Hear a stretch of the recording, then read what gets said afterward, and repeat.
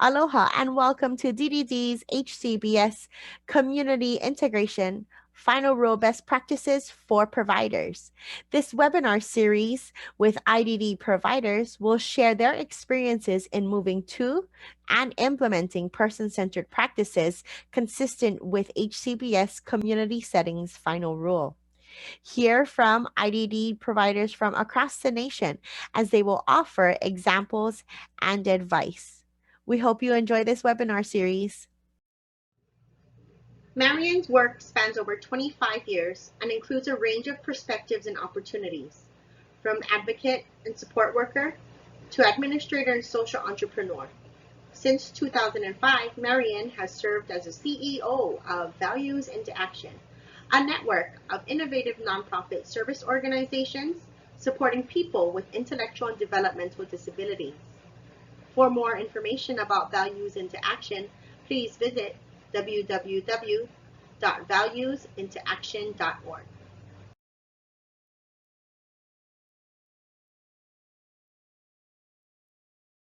Okay, good. We're moving through. Okay, good morning. My name is Marian.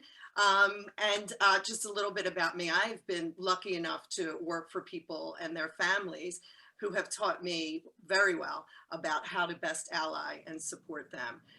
Starting my career as a Special Olympics volunteer in high school, I also have worked as a direct support worker, as a group home supervisor, director of residential services, and then as the executive director of a traditional service organization running group homes and day programs. I've also worked as a supports broker, helping people to self-direct their services or the services of their family member. And I've also been a co-founder and now serve in the role of executive director for an organization I co-founded with my husband, Paul, Values into Action. I think most of all, what I have learned through the years and through working with many people from a variety of system perspectives is that this generation of people with disabilities and their family really do expect that exceptional service and service that they can control should be a matter of choice and not just of chance.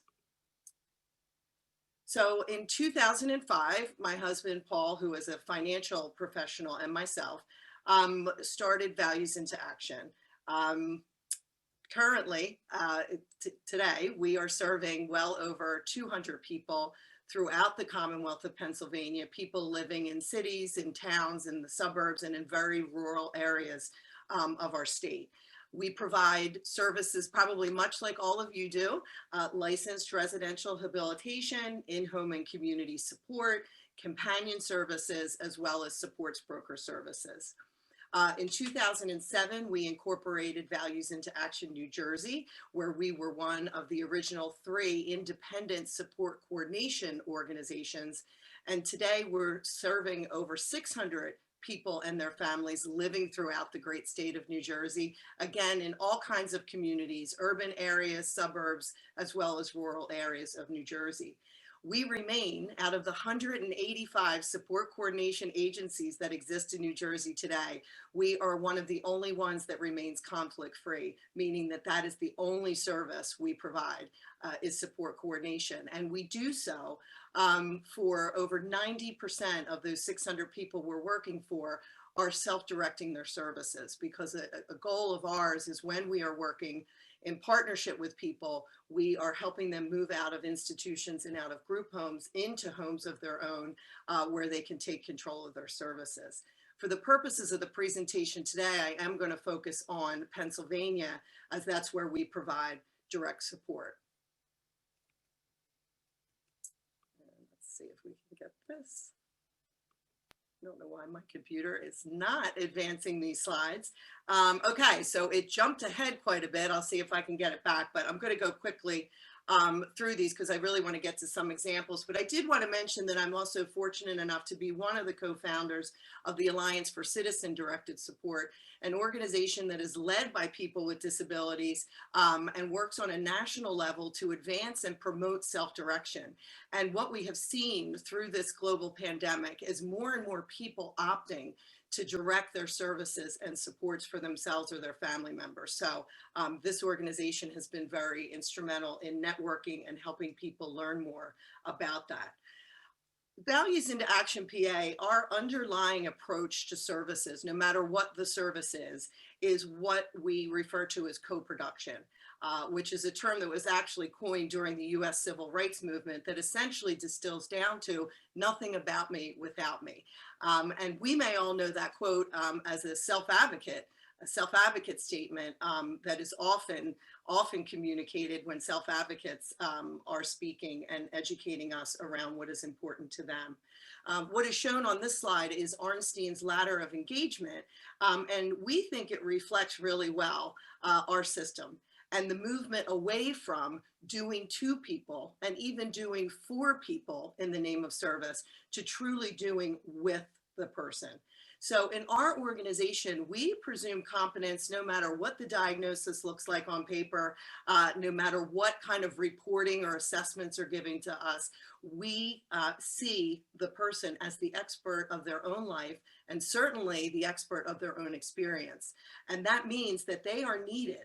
They are needed as a responsible and active team member because in our organization, no matter what the service, no decisions are made without the person's involvement, agreement, and engagement.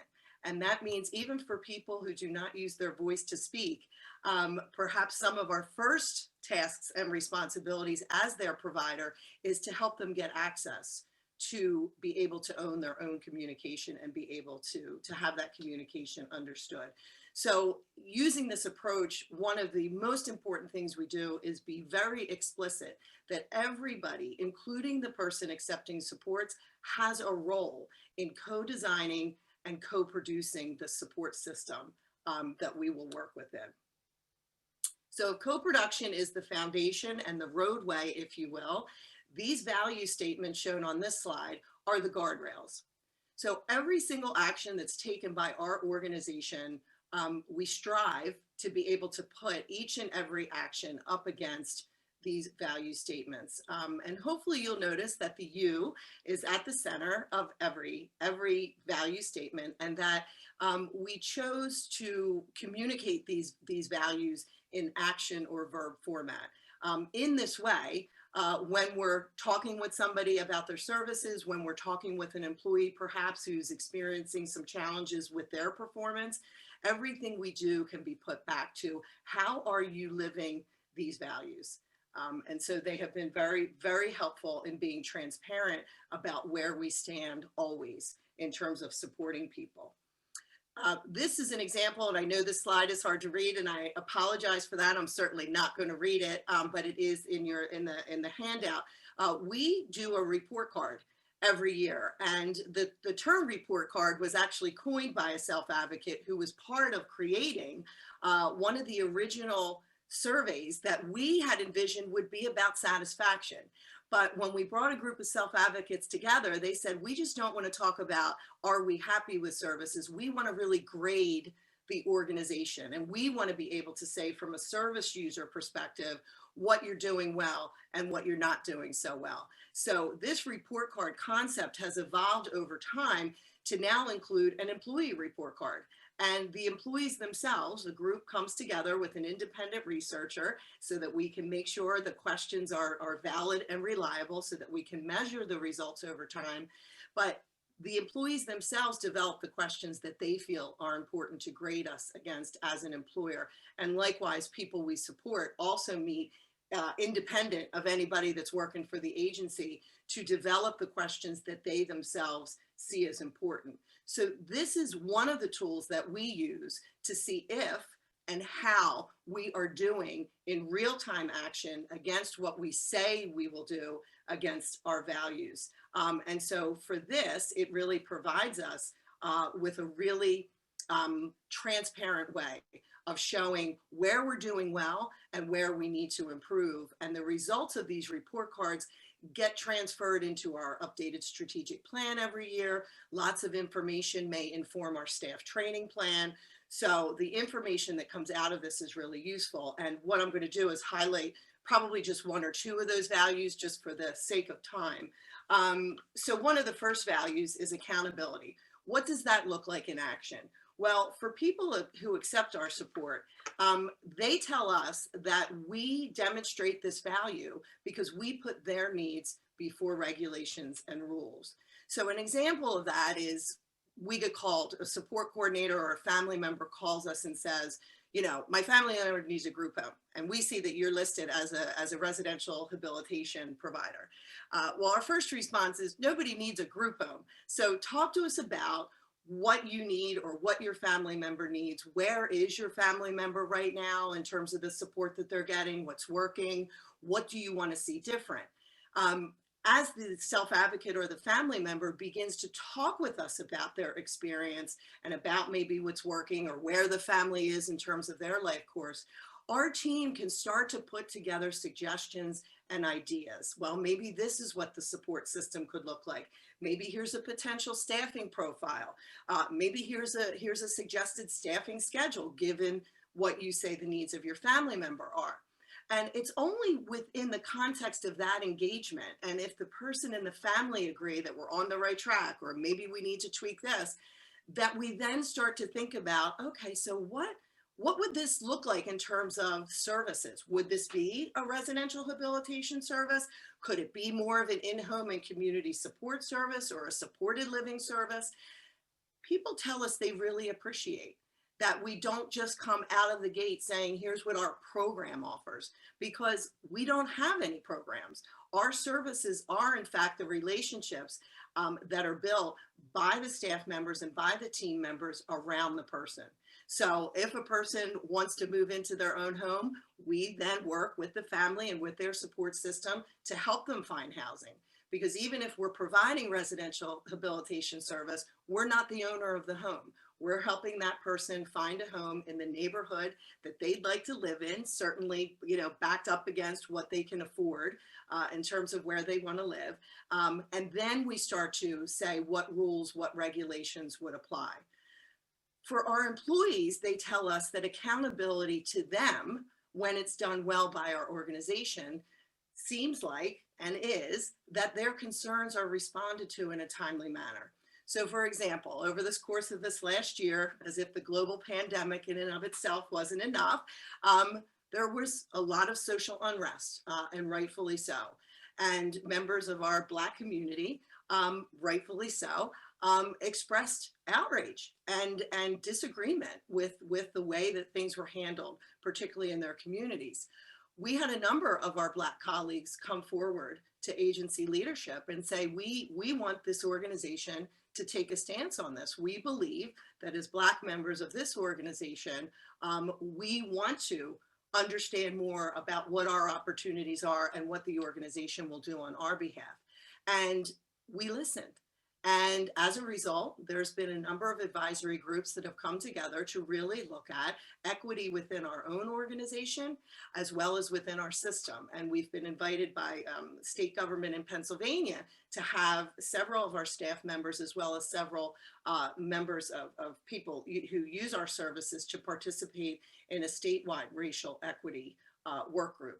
So again, it's the responsiveness and people feeling like we can come forward, we can talk with you about what in fact is important to us, and you respond to that. And it may not always be the response that everybody wants, but employees feel a sense of commitment to their needs.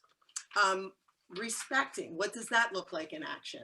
Well, people tell us, both employees and people supported, that they feel it's safe to express their aspirations and express their preferences and talk about when things aren't going well. And there's the space and the context with which to agree to disagree and to talk about things that a person may want that maybe members of their team feel isn't in their best interest. So a quick example is a person named Matt who we have been supporting for over 20 years. We started supporting him. He was in junior high school. And he's graduated high school, and he's a young adult. He's working and volunteering in his community. Again, with COVID, there's been some adaptations, but he is still as active as he can be. But the point here is that Matt's family has always been very leery, given Matt's support needs. He would be described as somebody with very significant support needs and complexities. And they first and foremost have always looked to programs. But when we talk with them about what we see Matt's potential to be and what we know to be true and how we can best support Matt in ways that will help him be safe when he's out and about in the community, over time, there has been that trust that's been built that the family, while they may not always agree to allow Matt to try things. And for this family, it's been huge steps, particularly when he graduated high school. And their immediate thought was, he's going to need a day program. And we respectfully pushed back and said, well, let's consider some of the alternatives. So when Matt graduated, we were able to help him explore places and people and things in his neighborhood. And pre-COVID, he actually had a really kind of cool routine that looked a lot like his peers, typical peers of his age. He'd go get coffee at the McDonald's in the morning. He befriended some older folks who would have breakfast there themselves every morning. They started to ask him to join in for breakfast. He'd then go work out at the local YMCA. Several days a week, he volunteered at the recycling center.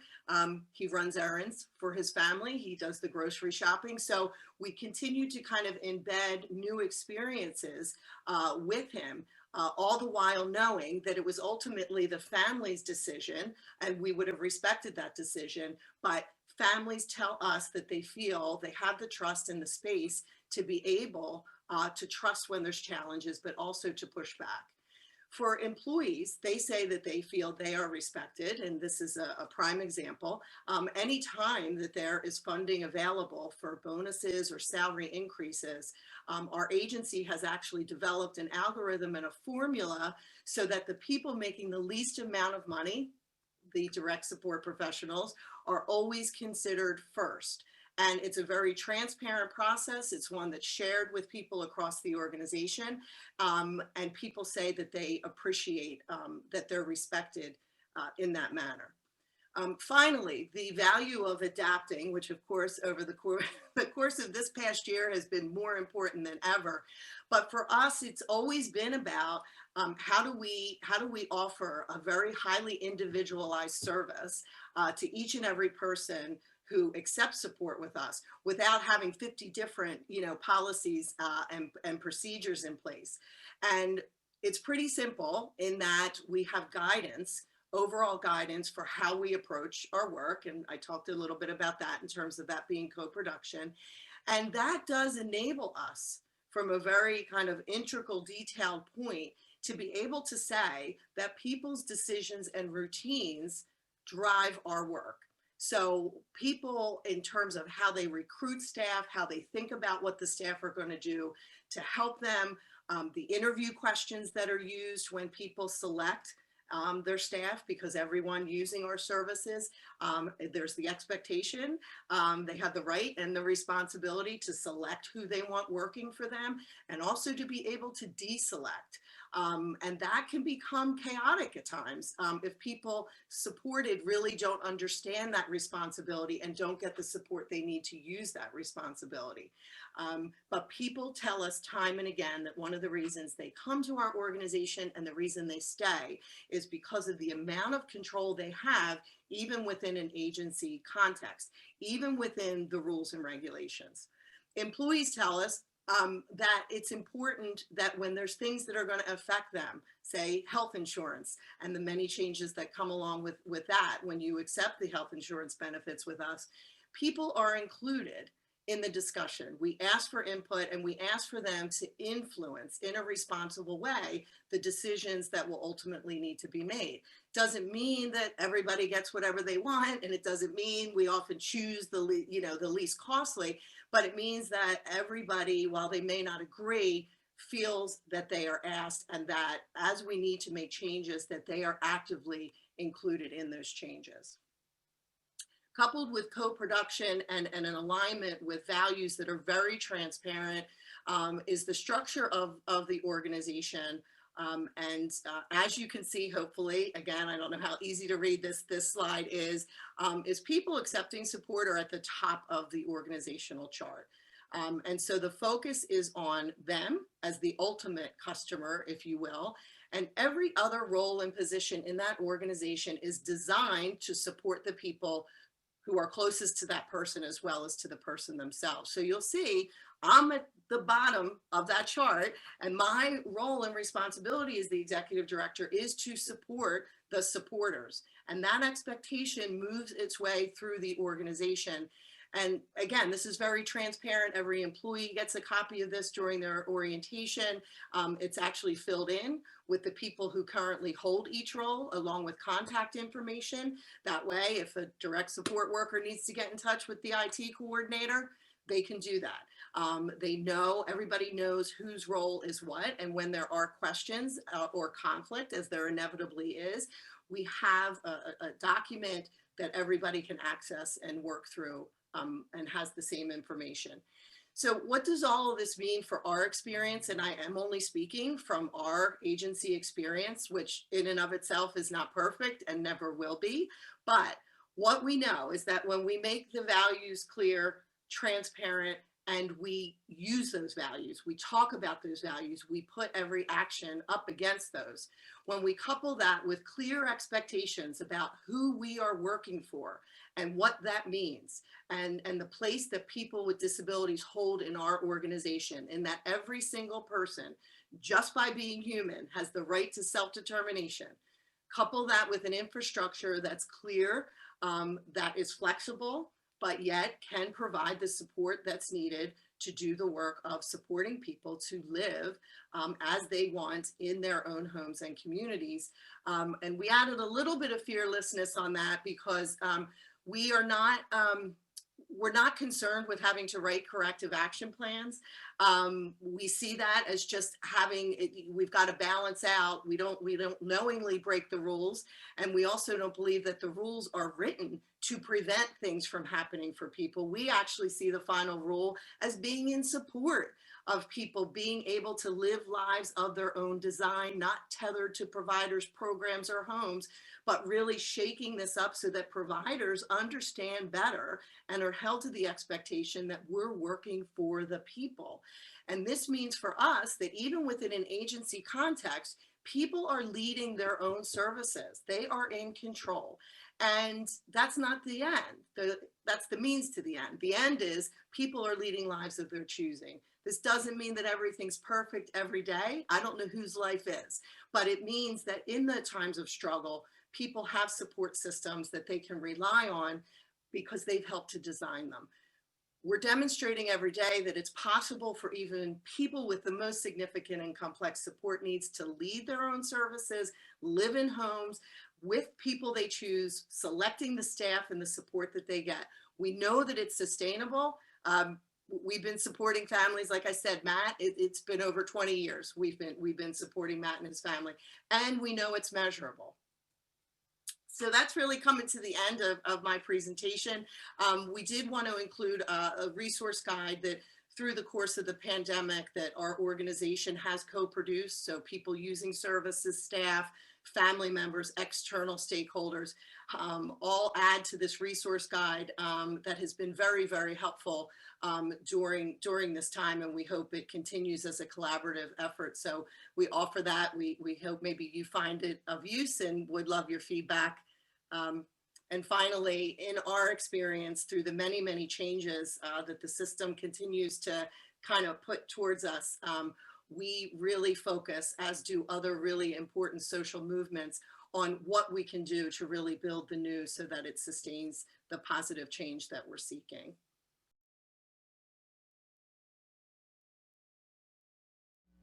Thank you for watching as we enjoyed listening to Marian from Values into Action. Stay tuned as we will be releasing our third video in this installment of DDD's HCBS Community Integration Final Rule Best Practices for Providers webinar series.